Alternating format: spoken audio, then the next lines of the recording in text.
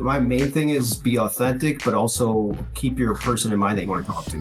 That's like literally the main thing is, hey, who do I want to help with this? And that's what kind of guides everything, right? Are people going to find this informative or helpful? And that's the most of it. Shift your mindset. Hey, welcome back to the Accelerate Your Insurance Sales podcast. Andy Neary here. I got to tell you, this one is a long time coming. I'm excited for today's guest. He's a gentleman in the industry that I've been watching from afar with, quite impressed for quite some time, especially with what he does with content. He's an author of a book, which we'll talk about. Micah Salas, welcome to the show, man. Hey, thanks, man. Happy to be here. Happy Friday. Yeah, you too. No, this is gonna be a good episode. For the folks that have no clue about this, I do want to talk. It's interesting. You live in Austin. And we live in Wisconsin, but we also spent 9 years in Colorado. But despite both of our journeys, what people don't know is we actually went to rival high schools in Wisconsin, 12 miles apart, and weren't there at the same time. But it was it was quite the hatred back in the day. It was a definitely tense rivalry. In fact, you said coming on the show, just thinking about Oconomowoc makes my blood boil. Yeah. Tell people though, if you don't mind, give your perspective. You're a little younger than I am, but give your perspective of what that rivalry. I would say Watertown definitely hated Oconomowoc. What was that rivalry like back in the day? Oh man, it was kind of everything that ESPN pushes out there for watching college football, right? Like the classic Michigan, Ohio State rivalry, except like you said, we're 10, 12 miles apart. And so it was funny because I played football and basketball and so leading up to those games, the coaches they would, be alumni, right? So they're telling their stories about people throwing rocks at the bus and, and and for the football games specifically, there would be a huge tailgate. And, this was in 2002 to 4 when I was there. Right. And, man, it was awesome. And at the basketball games, I mean, just 2,000 plus people that ever, you couldn't get a ticket in there. It was standing room only. Oh yeah. And it was awesome. It was just, I was telling you offline, we played in the old Watertown gym up until my senior year. And it's that traditional classic old high school gym with the upper deck on one side, the fans are right on top of you. Oh yeah. It was a hard place to play. I was just talking to my dad, who is a longtime baseball coach at Oconomowoc, about back in the 80s when the football team would go over to Watertown, the coach would make them put their helmets on in the bus as it came towards the field because people would be throwing things at the bus. Yeah. And, it's funny because coming from the Watertown perspective, we were the country folk, right? We were the less than, at least that's what we thought you saw us as. And I think it's pretty true because my family grew up in Oconomowoc and my cousins and stuff. And you guys were more metropolitan. We were more. Well, I played high school, or I played college ball with a couple Watertown guys, Charlie Hurchin, and he would even say in college, like, "Yeah, we thought you were the rich assholes," just because there's a lot of old money in Oconomowoc, and and now we feel the same way about Arrowhead. So it always moves, a couple miles closer to the city. Yeah. Well, let's talk about your journey, man. I'm sure a lot of people who listen know of you because they see your content, but for the few out there who may not know who Micah Salas is, how the heck did you find your way? Because most of us didn't get in here by design. How did you find your way to the insurance industry? Yeah, I was kind of pulled into it out of necessity. I went to Whitewater, a Division III school, was recruited by a direct carrier, Federated Insurance, and went all the way down to the finish line, man. And their interview process was intense. Like they met your girlfriend, they take you're flying up there. It's probably 7, 8 interviews. Well, at the last minute, I decided to take a government job as a claims adjuster. Because again, as a kid, I hated the idea of selling, even though I was pretty good at like relating to people.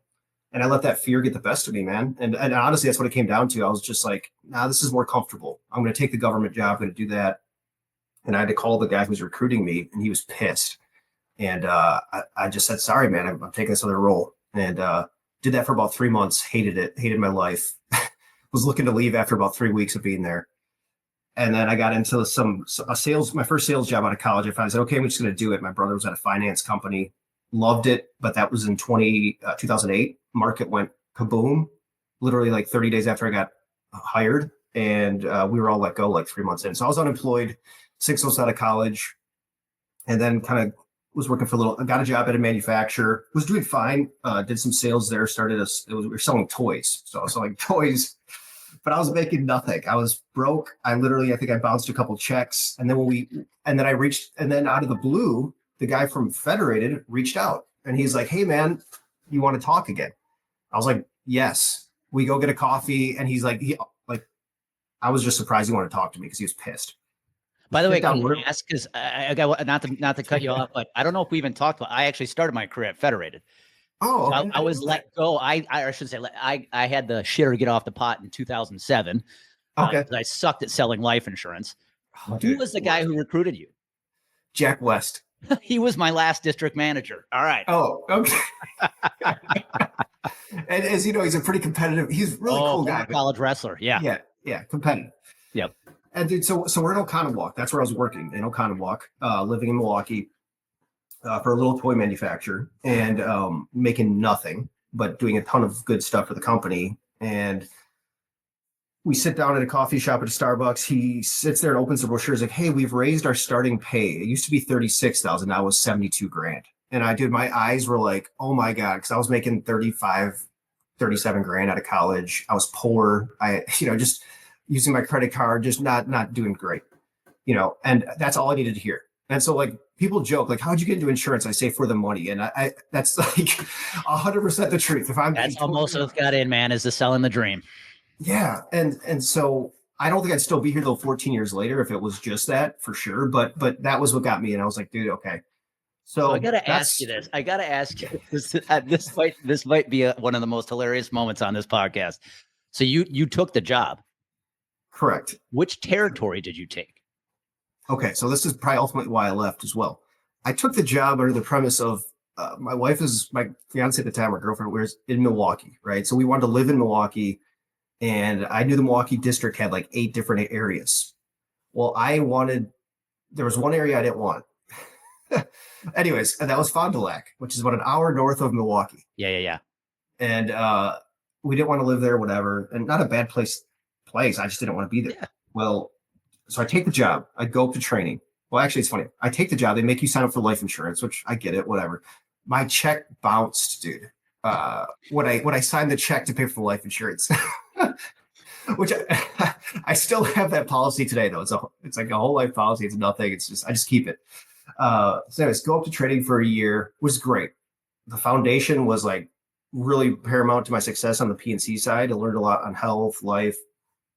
I get out, did great on P&C. Life, I was like you, I would miss the goal by maybe 20%. I just didn't love it. I didn't have that passion for it, man. And then that combined with, I was in the field for about 2 years, and we were driving to Milwaukee every weekend, and they wouldn't let me. They were so rigid. They wouldn't let me move out of my territory. I just wanted to live like halfway, like 30 minutes south. Like, nope, you have to live. So did you end up getting the Fond du Lac territory? So I get the Fond du Lac territory. Okay. And that was the first, so my manager calls, and he's like, "Hey, there's the territory opened." And he's like, "You got to take it." I was like, "Do I have to?" He's like, "Yeah, you kind of have to." And I'm like, God. So it's just a bad, from the start, it was like, oh man, and I made the most of it. I left there on my own terms. Basically what happened after 2 years, we were just like, we got to move. And instead of going to Milwaukee, we were just like, let's go someplace warm. And so then my sister was in Houston. I opened AM Best, started looking for agencies. And that's how I eventually got into like the agency side, moved all the way across the country down to Texas in 2014, exactly 11 years ago. So yeah, man. The journey. That's awesome. Story. The reason I asked, because I was thinking of the time frame. I'm like, am I the guy you replaced in my territory? Because I had the Southern Waukesha County territory. Okay, yeah, I know. That's why I asked, like, what territory. I'm like, maybe you were the guy Jack hired to replace me. That's funny. Yeah, I would have been. He was probably recruiting me when you were there because I was recruited in 08. For sure. Yeah. Well, that's an awesome story, man. Yeah, Federated. Yeah. It's funny. Great training, right? Yeah. I actually did the career hire, so it was the 2-week training, not the 9 months. Okay. But yeah, amazing training. They actually had a good health insurance product back in the day. Anyways, yeah, fond memories. Well, you ended up going down to Texas you ultimately ended up at MMA, Marsh McLennan, right? And biggest firm in the world, essentially. This episode is brought to you by True Captive Insurance. What if you could take full control of your healthcare strategy without the financial burdens of traditional insurance? At True Captive Insurance, they make that possible. As the only captive in the nation that puts up the majority of collateral on your behalf, they provide financial flexibility from day one, making them an advocating partner for their customer success.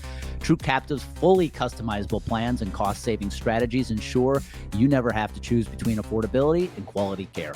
It's time to break free from the limitations of conventional insurance. Take the next step today. Visit truecaptive.com and discover a smarter way to manage healthcare. That is truecaptive.com. What I would love to hear, because you said it offline, and I think this is important. I asked you, you're at Christensen Group today. Mm-hmm. Their headquarters is in the Twin Cities, but you're down in Austin. And I said, well, how the heck does Christensen Group have an office in the Twin Cities and Austin? And then you shared the story, which I'd love for you to share, because here's what I'd love for people to hear. That was a big decision for you to leave MMA and then go to work for a firm that honestly had no brand awareness in Texas. What was that decision? Oh man, it was scary, very scary. So what happened? I get a call out of the blue from my brother-in-law. He's like, "Hey, I'm talking to this guy and your name came up. Would you be open to taking a call?" Sure. I'll always take a call. I had always taken calls from recruiters in the past. Take the call, puts together an offer. It looks really good. And I was like, man, this would be exciting. But then I got scared, got cold feet. My wife had just given birth to our daughter 3 months prior. She wasn't working. I had a over $1 million book. I was happy. Like everyone liked me. I liked them for the most part. There was, of course, things that I thought I would do differently if I could start over. And this was my opportunity right in front of me. And I was just like, I just can't do it. There was that fear thing again, kind of like, getting the best of me. And then, so I say no. And 4 months pass or whatever. And I just kind of was getting that itch. Another guy at our agency had left and started his own thing. And then I was like, man, I should reach back out to Christensen. I really liked what they had to say. I liked it felt more like a better fit for me and where I wanted to go. And I knew I was like 36 at the time. And I was like, if it's now or never is kind of deal. Cause I already kind of thought I was in too deep. Leaving a book is really tough. And so anyways, I got the approval. My wife had the buy-in. I felt at peace about it. And then we did it. And I will say this though, I was really excited about it. I felt great. There was a lot of things that scared me. Zero brand awareness, zero presence, zero relationships, like nothing, right? I was employee one. What gets you, you're all excited that first month, but month number 2, man, or 3, or if you ever have like a slow season in insurance, it can kind of be like this, then your mind starts to freaking play with you, right? And you're like, oh my God. So I had pretty bad anxiety about a month after, dude. I didn't have any regrets, but you just feel that like pressure. And it was tough. There were some tough days, but it probably felt like, even though you worked for somebody else, in a way, it was like you were your own little entrepreneur down there, I'm sure. Oh, absolutely. Yeah. I felt like they did as best as they could to support, right? But you kind of take for granted when you're at a bigger agency, you have so many people. It's the people around you that like, if this problem comes up or a client has a question on this, that's who I go to. And I was talking with a buddy about this the other day. When you go from a really large firm to a smaller firm, which I'm a fan of for some people, but I think it's got to be a personal decision, right? Where your strengths play, but it definitely exposes, if you have weaknesses or insecurities, it will expose them, which I think can be turned into a really solid opportunity to grow and get better. And so I've had to do way more learning and researching on things, like when I get questions from clients and stuff that in the past I would have maybe just been like, oh, I'll just talk to so-and-so. Well, no, now you got to kind of take that on yourself a little bit, from a knowledge standpoint. So it's been good, but and I would say from watching from afar, I would have to say the decision panned out, right? Not only, I think you said Christensen now has 14 employees in the Austin market. You guys are a top 100 agency, and obviously things have gone extremely well. Without knowing the details, I think I gotta believe one of the things that really helped you grow that market when you had zero brand awareness is your philosophy around marketing. And this is what caught my attention when I first saw your LinkedIn profile years ago. It was the fact you wrote a book. For whatever reason, when I saw that you wrote the Business Insurance Playbook, right? Yep. Like, this guy gets it. Yep. What was the premise behind writing that book? What was your goal? What was your mission? How are you using it? Yeah, man. So actually, the ideas, I wasn't originally thinking about writing a book, but I had started doing video content on LinkedIn in about 2018, right? And I saw it's funny, you started doing that back then. No one was doing it, right? And I started in 18 as well, and people looked at me like I was an idiot. Yeah, people at the office kind of joke around with you playfully, but you could tell they were kind of making fun of you a little bit too. So I didn't care, and also it started back then, man. You put out video content and it spread it everywhere because no one was doing anything. It was like a land grab for real estate, right? Like digital real estate. That, and then everything I did back then, and this was just naturally, I did it like I was talking to my brother-in-law who would own a construction business, right? That was like literally my frame of how I put it out there. So if you go back to all my old content, 90% is speaking to who I want to talk to, right? It's not like about insurance in general necessarily. It's more like, hey, how to buy insurance, right? Fast forward 2020, I've been doing the content, and then I did a series. I was trying to do some YouTube channels, which I failed at miserably. But I put a series up on LinkedIn and on YouTube about, I think, 5 steps to beating a hard market. And then so that actually got some attention from some podcasters or whatever. And then I thought, well, what if I could make this into like a little speech or something, right? Like a presentation for buyers, right? Or prospects. And so that was the first thought I had. And then I kind of took that and I had a presentation to like a small group in Houston, a chapter. I can't remember what it was, like a safety association. It went really well. And then I got home and kind of had that outline, that framework. And then I was like, man, I was just sitting around the following Christmas. And I was like, what if I made this into a book? And literally I wrote the book and took me like a day, like probably 4 to 6 hours. I wrote it all out because I was like, oh, because how you get in the flow, like you're in the zone, like flow state. I just sat down and I was like, boom, boom, boom, boom. And that was it. And then I kind of just did research. Okay, what's the next steps? I reached out to a guy who had written a book on work comp, and I just picked his brain. And he said, yeah. And so linked up with like an editor, and they kind of restructured some things to make it better sounding, I guess, and all that. But yeah, that's kind of how it came to be. And then my vision with it was like, hey, this is going to be a great door opener, a differentiator. It's a very, like I said, man, my true nature is I don't really love selling, but I do like helping people, genuinely speaking. And I'm not just saying that to say it. And I like educating, right? Like I think teaching people stuff that they don't know feels good for me. And I want you to expand on something you shared offline. But there's one insight I want people to hear. I loved when you started doing video in 2018. Same year I started, I actually attended a Tony Robbins seminar where Gary Vee spoke. Yeah. And it was there I heard him say, you need to be a media company. I'm like, I'm going in on video. But you said, my first videos were all from the perspective, I'm going to teach my brother-in-law like he owns a construction company. Yep. That's exactly what you should be doing. Like that. I loved hearing that. Now I'd love for you to just share something. Cause offline, you said most people don't realize you were actually a really shy kid. Mm-hmm. So was I. I'm still a very big time introvert. Sure. Yeah, me too. What advice would you give? Cause you put yourself out there, right? As an introvert, what advice would you give somebody? Because we have a lot of people in the industry. I believe we have a lot of producers who are actually introverts and they don't want to be salesy. Therefore, unfortunately, they're not putting themselves out there. What advice would you give somebody like that?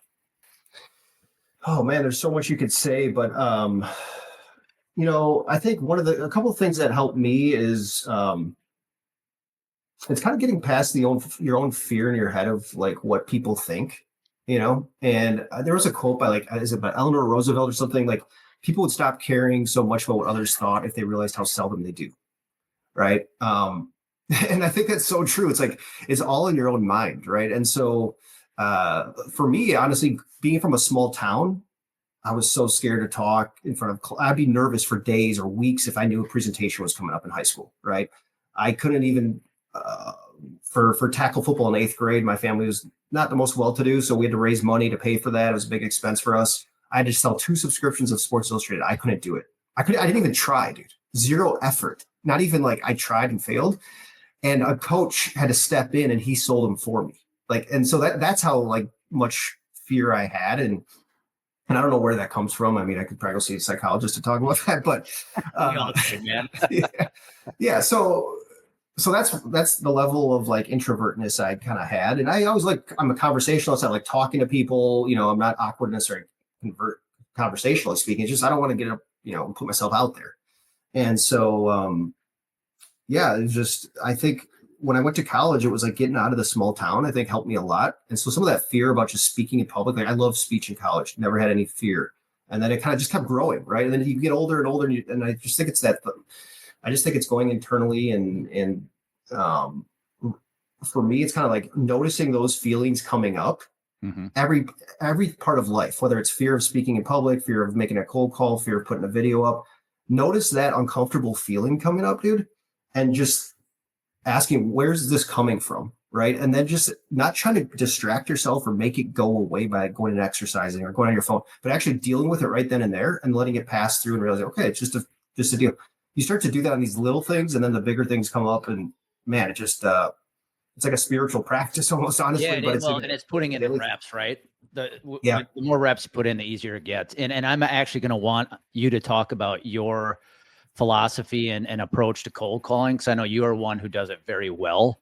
sure. But before we dive in, what I would love to hear from you is I think something we call it exponential awareness. When you look at how you leverage your time prospecting, yep, keep doing the calls, the emails, the networking. But if you're not building brand awareness today, grabbing attention, it can be very hard to win business. Yep. And, you've been doing it for 7 years now, wrote a book, social media content. When you approach LinkedIn, this is what I'd love for you to hear, love for people to hear. What is your approach to LinkedIn? Let's start with content. If you taught somebody today how to create content for LinkedIn, what would be your advice? My main thing is be authentic, but also keep your person in mind that you want to talk to. That's like literally the main thing is, hey, who do I want to help with this? And that's what kind of guides everything, right? Are people going to find this informative or helpful? And that's the most of it. I would say I've kind of changed a little bit though, because I used to be hell bent on you have to be 100% content only, educational for a prospect. And this is kind of where I'm kind of conflicted internally, because it's like you could put things up about your kids or whatever, and I think it's important for people to kind of know who you really are in today's day and age. It's just where LinkedIn's going, right? And I think if we get so rigid, like I can never do any of that stuff, then you might lose some of its just joy out of doing it. But also, I think you're missing out on some real relationships and people that will start following you because of that stuff. And so that's probably where I'm weak at, but I know I do it. I have integrated it more where I used to just be hell bent. Everything's insurance. Now it's like, okay, I'll share a personal story. I'll do that from time to time. It's not, I don't think that's what people know me for, but it's also there. And, because ironically enough, when I post stuff like that, that's when the CEO clicks like that they never do on the insurance stuff. But guess what happens? I go to a meeting. Hey, I saw your videos, and the guy's never liked any of my stuff. And everyone has that story, I think, who posts content. Well, and I think your point is well made. I use the analogy of baking a cake. Educational content is the flour, the batter, the eggs. You got to have it to bake the cake. Yep. The personal stories are the frosting, the icing, the candles, the things that make it look and taste pretty.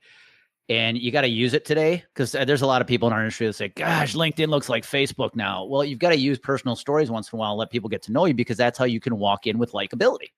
Yep. Yep. But you can't ignore, I think the mistake people make is they get the likes and the comments from that, and then that's all they do. Correct. Yeah. You still have to have the educational content to build credibility. Yeah. What's your philosophy about consistency? I've heard you say you got to dedicate time every day to using LinkedIn. What's your weekly strategy to LinkedIn look like today? Because here's the challenge we get. I think people see the content piece of LinkedIn, and then they think they can go create a bunch of content and somehow going to magically create sales opportunities. And they forget to do the daily work of the other things like connections and DMs to actually create activity. What's your philosophy around that? Yeah. So I try to, my goal is, hey, put out something 4 to 5 days a week, Monday through Friday. That's what I try to do from putting it out there. And then what I try to do is just connect and engage with content that is only done by construction people. Right. It's hard though, because starting in this, you get so many, the way the algorithm was, I got so many insurance followers, right? Mhm. So it's like, Mhm. so many of that is where my engagement's coming from. And I know how the algorithm works. So I try not to engage as much with the insurance content. Honestly, I just don't, I see it. But I really try to look for like the contractors that I follow, and I just like their stuff, comment, DM if you know if I feel like it's appropriate, and that's really the strategy there. But the content, this might shock you or people listening.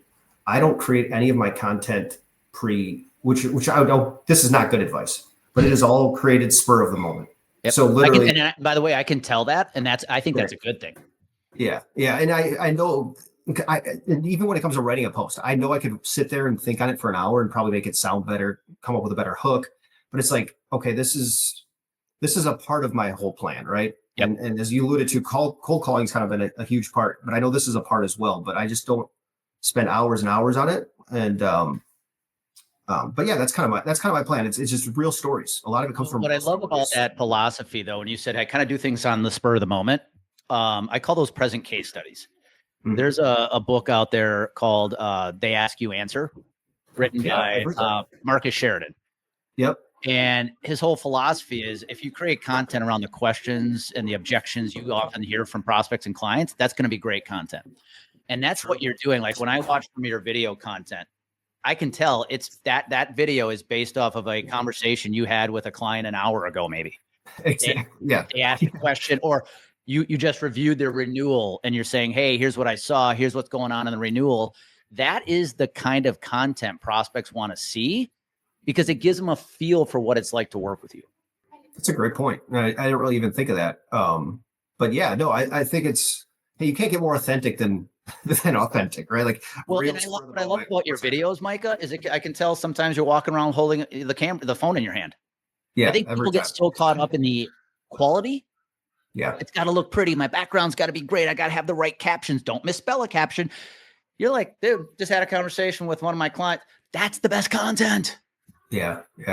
No, it's what, and as more and more stuff gets curated and cleaner, the more and more the raw, crappy content from a technical standpoint stands out. You also have a philosophy, if I studied you correct, that you are a big believer, though, when you're going to use in any form of prospecting, social media or any other channels, stay tight to what you know. Mm-hmm. And you have a niche in construction. Yep. I think we have this tendency in the industry that we want to talk about a lot of things in hopes that one of these things sticks with somebody, where you have a belief, like I do, go narrow, yep. Have a very specific niche, best, and stay in your lane. What would be your advice to some? Because I think a lot of people have that fear, but if I niche too much, I'm going to lose out on opportunity. Yeah. Relevant fear. And I would say that right from the jump is if you niche and an opportunity comes in that you don't specialize in, doesn't mean you have to walk away from it. I think that's what people like assume. It's like, no, go to someone else in your agency who does. Maybe you split it with them. Maybe you learn from someone, you could run it with it yourself if it's easy enough. So I think that's a common misconception or fear people have, but it's not really something you got to worry about. But the upside far outweighs the downside. Or I think it's mainly the way you talk. Like everything you do, prospects sense that, right? You're in a meeting with them, you just casually talk about their equipment, their whatever, like whatever industry you're in, right? And it's hard to put like words on that or whatever around that, but that's the value of niching. It's just like your whole aura, your energy, everything that just kind of reeks of that niche to the prospects that you're meeting with, right? I've got so many times like, oh, I can tell you work with other contractors. I'd ask the simplest question. It's nothing like too in depth. But you also, the one thing on the P&C side, it's a little bit different on EB, I think, is not only do you know like the coverages and all that stuff, which I think anyone can learn, and the lingo, but then also the markets, right? So you can go in there and quickly identify, like I can go meet with a prospect and I know instantly, like if their agent's doing a good job or a bad job based on when I see those policies really quickly. Yep. I know if the rates look in line. And that's kind of invaluable, and that speeds up your whole filter process too. You know when to walk away from prospects, right? And just say, hey, you're in a good spot. I really can't help you if you're happy, and you just kind of doing some due diligence. So just so much upside to it. Yeah, and I tell our clients, if anybody ever accuses you of talking about the same stuff all the time, that's how you know you're doing your job, because that's how you build thought leadership. Absolutely. They say, don't try to be the jack of all trades, be the jack of one niche that you dominate.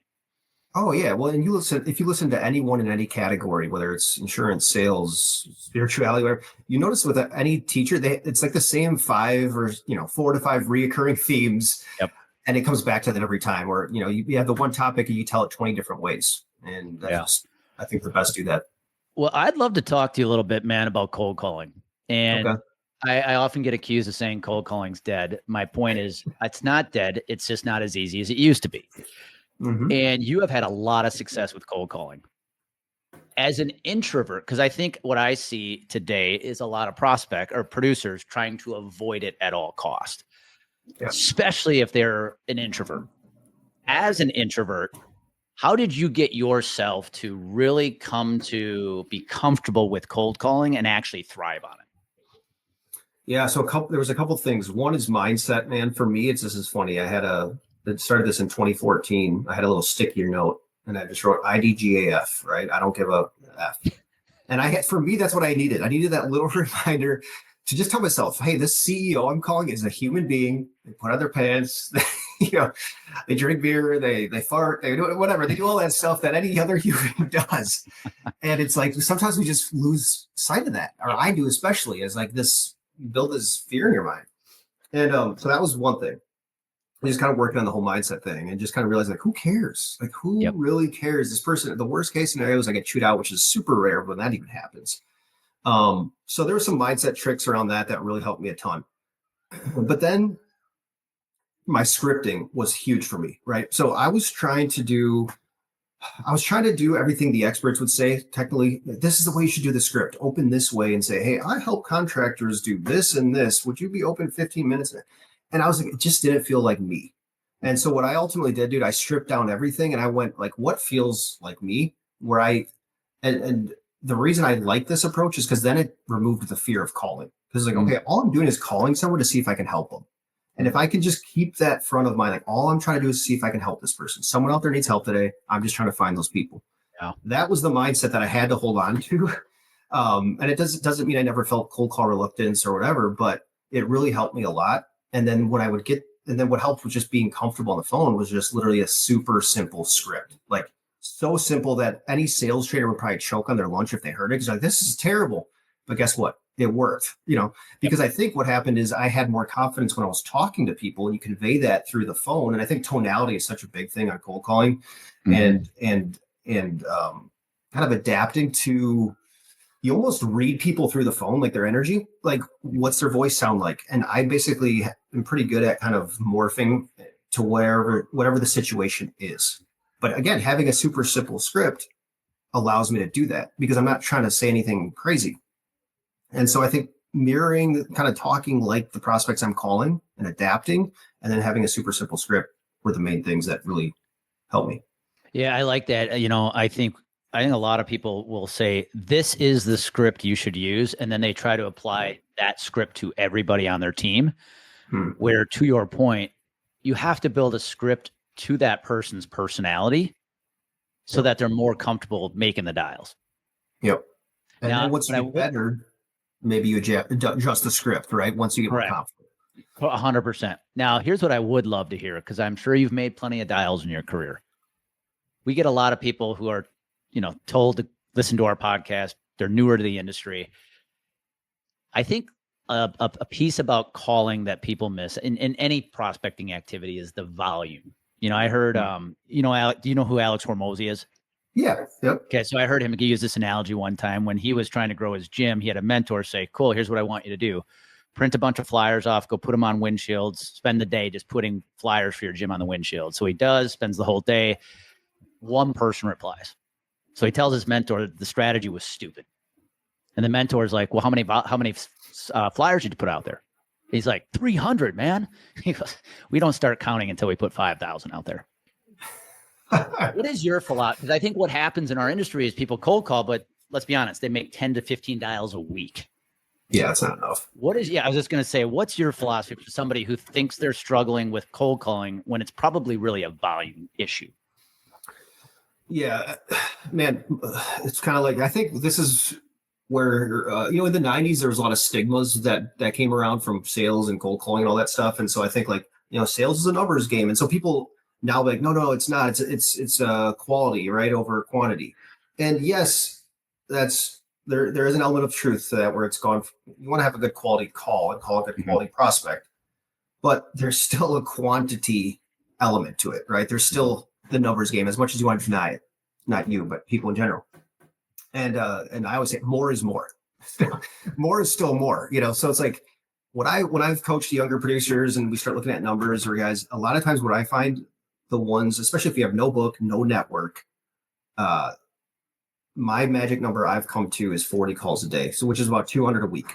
That's what I've come to after keeping my own metrics because I've worked them and it leads to essentially let's just call it 4 to 5 conversations a day, about 20 conversations a week with decision makers.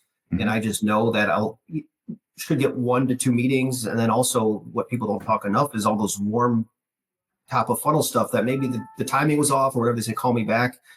That's the sweet spot right there, all those people. And so that's another 5 or 6 where it's like, then you're building your warm list and then you're making warmer calls, right? Because you're calling those. And so if you do that for the first couple of months, now you're starting to call back all those warm people. It's a little bit different of a call than it's when it's pure cold. And then you get into year 2 or 3, and these people kind of start to remember you a little bit sometimes.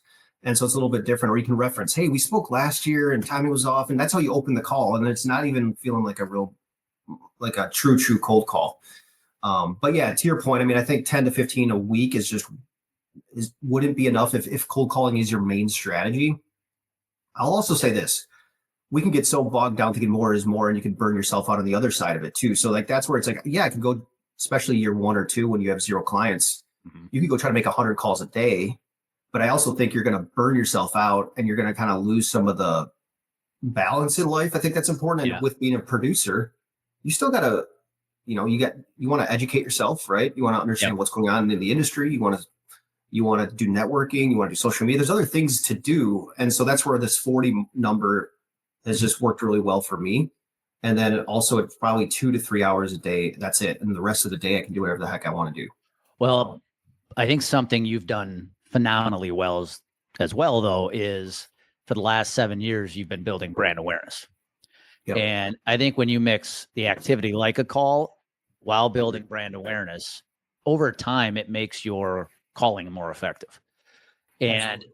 If you've got that buyer that says, hey, man, interested, not now. Well, guess what? Cool. You've got a bunch of content you could use to probably warm that person up to who you are and what you do. And by the time you call back again, it's a lot warmer than it was.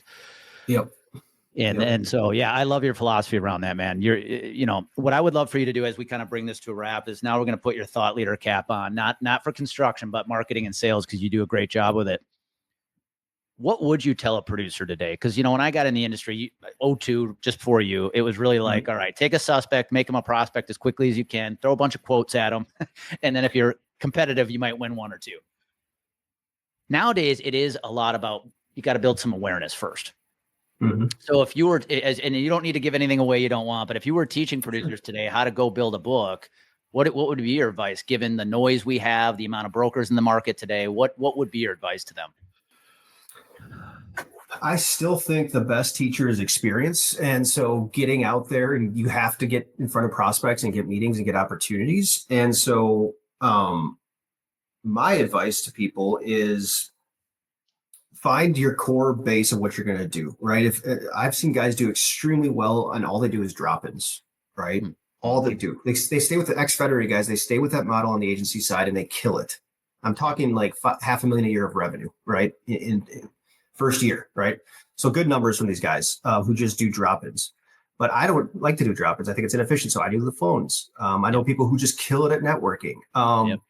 But one thing I would say as a younger producer, find your baseline, or like you said with the cake analogy, find your batter and all that stuff. But then what I would say is different than like 2002 is you have a great resource like LinkedIn or YouTube or any social media or newsletters. You can do both. You have time to do both at the same time. That's like the main thing I would say to people is like, don't feel like you have to get siloed and like, I can only be a cold caller. I can only be a networker. I can only be LinkedIn guy.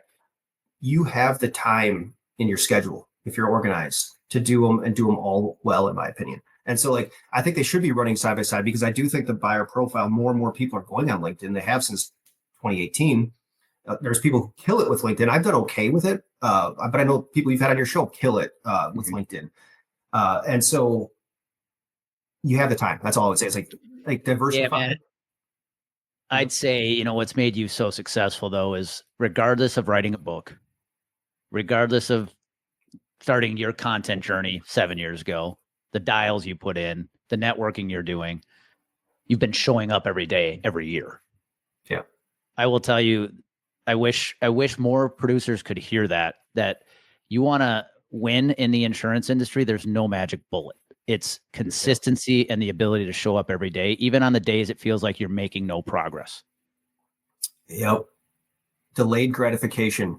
If you don't have that skill, or if you haven't had that ingrained as you as a kid, it's going to be a very tough industry. But if you have that, and like behind you, you have the word consistent there, persistent, patient. That's awesome. That's what it takes. I mean, there is no magic skill, magic bullet for sure. Well, hey man, it's been an honor to have you.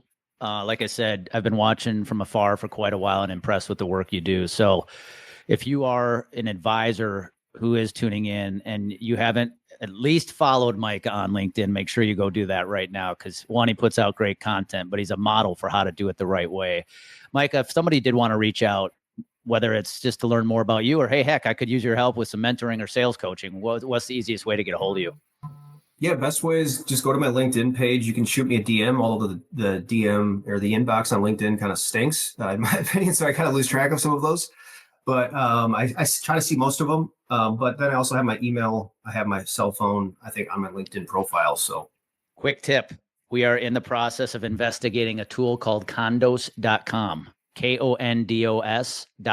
It turns your LinkedIn inbox to an email inbox. That's cool.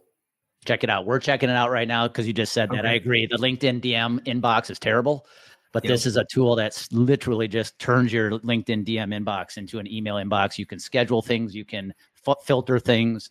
We're checking it out right now. Oh, awesome. Thanks for that, man. Yeah, I'll definitely check that out, because it's a nightmare.